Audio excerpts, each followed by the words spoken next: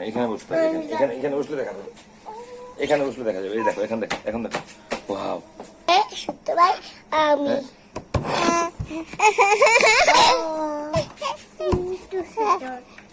পড়ে যাবে, পড়ে যাবে, পড়ে যাবে, এই তো পড়ে যাচ্ছে, পড়ে যাচ্ছে।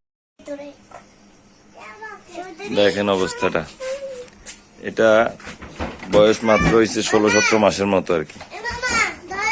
এটা আমাদের এখন মানে কি অবস্থা আছে, এত ব্রিটিশ, এত জায়গা বলা যায় না। আব্বা কারেন্ট কেন ধরতেছ আব্বা, কেন ধরতেছ?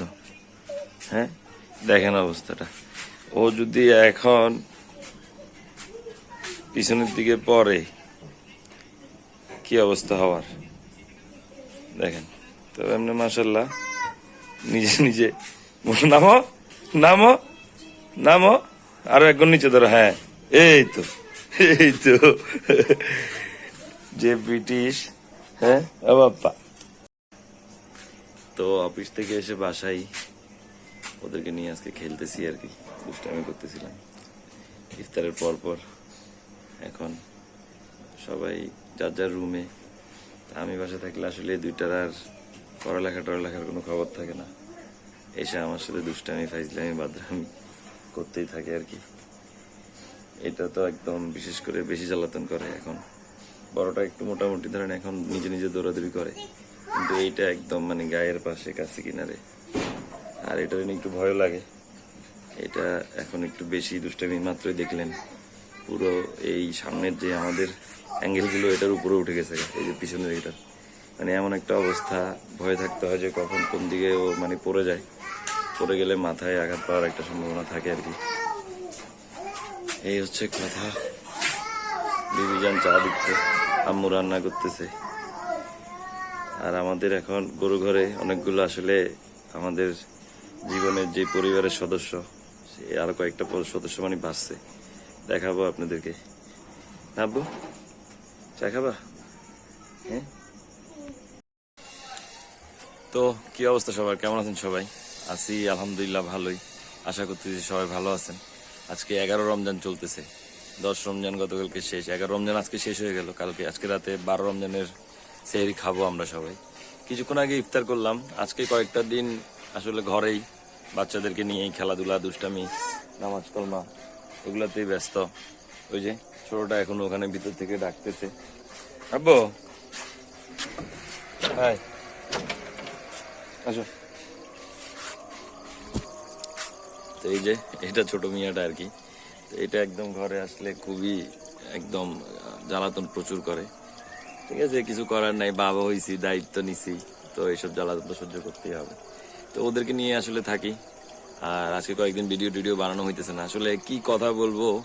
আমরা তো ধরেন আর এভাবে প্রফেশনালি ভিডিও প্রত্যেক দিন বানাই, প্রতিবাদ প্রতিরোধ করার মতো অবস্থানেও নাই। নিজের যে কাজকর্ম, যেই হ্যাকটিক জীবন যাইতেছে সারাদিন সকাল থেকে একদম রাত পর্যন্ত, মাঝে মাঝে তো ভিডিওটা করে যে ছাড়বো বা একটা মন মানসিকতাও তো থাকা লাগে। হ্যাঁ, মন মানসিকতাও থাকে না। আর এমন এমন জিনিসগুলো আসলে, এই জিনিসগুলো নিয়ে কথা বলতে গেলে মানে কোথা থেকে শুরু করব? প্রবলেমটা তো আসলে গোড়াতে। যতক্ষণ পর্যন্ত গোড়া আমাদের শুধরাবে না, যতক্ষণ পর্যন্ত আমরা নিচ থেকে শুরু করব না, ততক্ষণ তো আসলে সম্ভব নয় জিনিসগুলো পরিবর্তন হওয়া। একটা সিস্টেম, একটা টুলস এমনভাবে তৈরি করতে হবে যেটা আসলেই এই জিনিসগুলোকে একটা ম্যানেজমেন্টে আনবে। একটা জিনিস যদি ম্যানেজমেন্ট না থাকে, আলটিমেটলি আজকে কয়েকটা দিনের যে ঘটনা অঘটনা, যে মানে বিরক্তিকর একটা অবস্থা। এক সরকার বসলো, এক তো যেভাবে হওয়ার দরকার ছিল সেগুলোর আগামাথা কিছুই হয় নাই, তার ভিতরে এক জ্বালাতন একটা অবস্থা, রাজনৈতিক দলদের এক পাগলামি অবস্থা। এখান দিয়ে নতুন একটা দল গঠন হইলো, ওদেরও সব ডিসিশন ভুল শুদ্ধ মিলাই একটা ক্যাচাল। এর ভিতরে এই সরকারের তো কি পাইছে, প্রত্যেকটা দেশের মানুষ এক একটা আন্দোলন, অনেক আন্দোলন যৌক্তিক। এর মাধ্যমে একটা জিনিসও প্রমাণিত হয় কিন্তু যে বাংলাদেশের মানুষের কিন্তু আর কোনো রাজনৈতিক দলের উপরে কিন্তু কোনো ভরসা নাই, কোনো আস্থা নাই। ওরা যে কারণেই আজকে দেখবেন এত আন্দোলন, যে যৌক্তিক আন্দোলনগুলো করতেছে, তারা জানে যে আচ্ছা আজান দিচ্ছে, একটু পর কথা বলতেছি। তো আসলে রমজান মাস মানে এই সময়টাতে আমাদের আসলে সবারই উচিত একটু সংযত থাকা, সংযমের সাথে। আমরা আসলে যা করতেছি এগুলো ঠিক হচ্ছে না। জাতিগতভাবেই আমরা একটা গভর্নমেন্ট আসলো, সেই গভর্নমেন্টটাকে এখন সবাই মিলে প্রতিপক্ষ বানাই ফেলতেছি, কিন্তু উনি কিন্তু আমাদের গার্ডিয়ান। আমরা জানি বাংলাদেশের কেন কি হচ্ছে না। আর এই দেশটাকে না যদি সার্টেন একটা পিরিয়ডের মধ্যে যদি একটা ট্রানজিশন দিতে হয় না, এই ধরনের ব্যক্তিত্ব ছাড়া আসলে সম্ভব না। আমরা তো রাজনৈতিক নেতাদের বক্তব্য শুনতেছি, বিএনপির গুলো শুনতেছি, জামাতের গুলো শুনতেছি, আদার্স যে পার্টিগুলো তাদের কথাও শুনতেছি, যে ক্যাপাবিলিটি, যে ব্যক্তিত্ব, যেই আপনার কি বলে দরকার যে জিনিসটা একটা, সেটা আসলে এই গভর্নমেন্টের ভিতরে একজন দুজনের তো আছেই। কিন্তু আমরা রাজনৈতিক দলগুলো যদি ওনার হাতটাকে শক্ত করতাম, ওনাকে যদি আমরা আর একটু আগায় ধরতাম, হয়তোবা আরো অনেক কিছুই আমাদের চেঞ্জ হইতে পারতো, আরো অনেক কিছুই হয়তোবা চেঞ্জ হইতো। আপনি চিন্তা করেন, আজকে এই 1-1.5 মাস আজকে রোজা আসছে, এই রমজানে কেউ চিন্তা করতে পারছে এই সময়টাতে শসা, পেঁয়াজ বা বেগুন বা আলু এই জিনিসগুলো একটা সহনশীল পর্যায়ে থাকবে? আমি বলতেছি না সবকিছু অনেক দ্রুত উন্নতি হয়েছে, সবকিছু অনেক উন্নতি হয়েছে, কিন্তু মন্দের ভালো। আমি ওই দিন প্রায় 3.5 কেজি পেঁয়াজ কিনছি 100 টাকা দিয়ে। 3.5 কেজি পেঁয়াজ। আমার মনে আছে আমার বোনের যখন বিয়ে দেই 2019 সালে, তখন ফার্স্ট টাইম পেঁয়াজের একটা বুস্ট আপ হয়েছিল আর কি। ধরেন 60-70 টাকা 80 টাকা থেকে ধাপ করে 100 টাকা সেঞ্চুরি পার করতেছিল। ওই সময়টাতে আমার বোনের বিয়ে ছিল। আমাদের প্রায় 4 থেকে 5 হাজার টাকা শুধু পেঁয়াজ কিনতে হয়েছিল। আমার বিয়ের সময়ও অনেক টাকার পেঁয়াজ কিনতে হয়েছিল। কিন্তু আজকে চিন্তা করেন 30 টাকা 25 টাকা, প্রায় 28, 30, 35 টাকার ভিতরে পেঁয়াজ। আলু 20 টাকা কেজি, টমেটো 20 টাকা কেজি, বেগুন 35 টাকা 40 টাকা। সবজির তো এবার দাম একদমই সবারই হাতের নাগালে ছিল, সবারই একদমই। মানুষ ইনস্ট্যান্ট একটা হাত পাইছে, কাঁচামরিচ থেকে শুরু করে সবকিছুতে। হ্যাঁ, আইন শৃঙ্খলা বাহিনীর অনেকগুলো প্রবলেম যাচ্ছে, কিন্তু এই প্রবলেমগুলো যাওয়ার পিছনে আসলে কারণ কি, কি কারণে হচ্ছে সেগুলো আমরা বাঙালি জানি। হ্যাঁ, সরকারেরও অনেক কিছু হয়তো বা করার ছিল, আরো করা উচিত, বা করতে চেষ্টা করতেছে, পারতেছে না, অনেক কিছু হইতে পারে। কিন্তু আমরা যে পরিমাণ ওনাদেরকে বলতে পারতেছি, যে পরিমাণ ওনারা আমাদের সেই সব প্রশ্নগুলোর উত্তর দিতে হইতেছে, এই যে একটা জায়গা তৈরি হয়েছে, এটা কি আগামী দিনে আবার নির্বাচনের পরে কোনো সরকার আসলে হবে কিনা, সেটা একবার বাঙালি জাতির ভাবা দরকার। বাঙালি জাতি যদি এটা না ভাবে, আসলেই বাঙালি জাতির জন্য একটা কষ্টকর দিন আসতেছে সামনে আরো। আর এবার বাঙালি জাতি যদি ভুল করে না, এবার বাঙালি জাতির রক্ষা হওয়াটা খুব কষ্টকর হবে। এতগুলো রক্ত দেওয়ার পর, এত কিছু হওয়ার পর, এক একজনের যে পরিমাণ নোংরামি নাফরমানি দেখতেছি, কেউ কারো প্রতি কোনো ধরনের কৃতজ্ঞতা বোধ, কারোর প্রতি কারো কোনো সহনশীলতা, কোনো কিচ্ছু না। নবগঠিত একটা দল হয়েছে, ওই দলটাকে উঠে পড়ে লাগছে সবাই। কেন, কি সমস্যা, কি সমস্যা হয়েছে? ওরা দল গঠন করছে, করবে না ওরা দল গঠন? ওদের কি রাইটস নাই? বাংলাদেশে ওরা কি ক্ষমতায় আসবে না?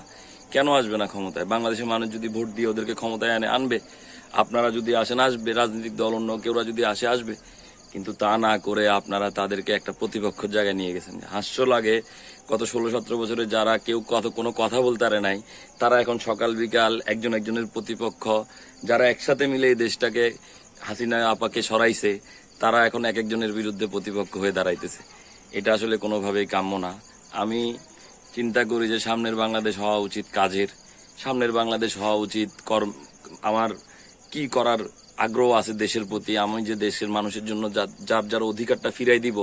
আর সবচেয়ে বড় জিনিস হচ্ছে মৌলিক যে 4টা চাহিদা আমাদের, মৌলিক যে 4টা জিনিস, শিক্ষা, বাসস্থান, আপনার খাদ্য, বস্ত্র, এই 4টা জিনিস যতক্ষণ পর্যন্ত আমাদের দেশে ফুলফিল হবে না, ততক্ষণ আসলে অনেক কিছুরই সমাধান হবে না। এই যে ধর্ষণ, এই যে এত কিছু, শিক্ষায় যদি আমরা ঠিক না হই, এটা কোনোভাবেই ঠিক করা সম্ভব হবে বলে মনে হচ্ছে না। কারণ একটা সমাজকে আপনি যদি শিক্ষা থেকে বঞ্চিত করেন, ওই সমাজটা যত নিচে যাবে, আপনার সামাজিক যেই অবকাঠামো সেটা ততই অবক্ষয় হতে থাকবে। আর রাজনীতিবিদদেরকে বলবো, রাজনীতির দুইটা সিস্টেমে আপনি হয়তোবা ক্ষমতা পাওয়ার স্বপ্ন দেখবেন। একটা হচ্ছে প্রতিপক্ষকে আপনার চেয়েও মানে বেশি খারাপ বলে, আর একটা হচ্ছে আপনি ভালো কাজ করে। তো আপনি চিন্তা করেন আপনি কোনটা করবেন? প্রতিপক্ষকে খারাপ দেখাইতে থাকবেন খালি, নাকি আসলেই কোনো কাজ করবেন যেটার দ্বারা মানুষ আপনাদেরকে আসলেই গ্রহণ করবে? আসলে খুবই হতাশ। লাস্ট 7টা মাস আমরা চিন্তা করছিলাম কেমনটা হচ্ছে, কেমনটা, এগুলো আসলে কোনোভাবেই কাম্য না। যে পরিমাণ আইন শৃঙ্খলা বাহিনীর একটা অবনতির দিকে, এটার পিছনেও আমাদেরই বিশাল একটা মানে দুর্বলতা। আমরা একজনের যেভাবে প্রতিপক্ষ হয়েছি এক না থেকে, এটা আসলে কোনোভাবেই কাম্য না। আমাদের ভয় হয় সামনের দিনে যদি বাংলাদেশ যদি আসলে না দাঁড়ায়, আমরা কিভাবে এই দেশে সার্ভাইভ করব। এই যে আমাদের সন্তানগুলো বড় হবে এই দেশটাতে, এই দেশের মাটিতে, তারা আসলে কিভাবে এই দেশে সার্ভাইভ করবে, এটা আসলে মেনে নেওয়া যায় না। তো ইউনূস সরকার যতদিন আছেন, উনি নির্বাচন দিবেন বলছেন, আমরা চেষ্টা করি না ওনাকে একটু ওনার মাধ্যমে আমাদের কিছু যদি করা যায়, আমাদের দেশের যদি অর্থনৈতিক কাঠামোতে যদি একটু পরিবর্তন আনা যায়, আমাদের অর্থনীতিটা যদি একটু দাঁড়া করানো যায়, তো আসলে একটু আমরা সবাই মিলে একটু সংযত হয়ে বসি, কথা বলি, কথার মাধ্যমে সুরাহাটা আসুক। নির্বাচন হোক, মানুষ মানুষেরটা চুজ করে নেক। সংসদে 300টা আসন, 300টা আসনে কি একটা দলই পাবে? এটা কোনো কথা? সবাই সবার মতো করুক না, কেন শুধু শুধু একজন একজনের দিকে নোংরা নোংরি করতেছেন? এটা একদমই কাম্য না। রাজনীতিবিদদেরকে আরো সচেতন হইতে হবে, নাইলে বাংলাদেশের মানুষ সবাইকেই কিন্তু বয়কট করবে, কাউরে ছাড়বে না। আল্লাহ হাফিজ।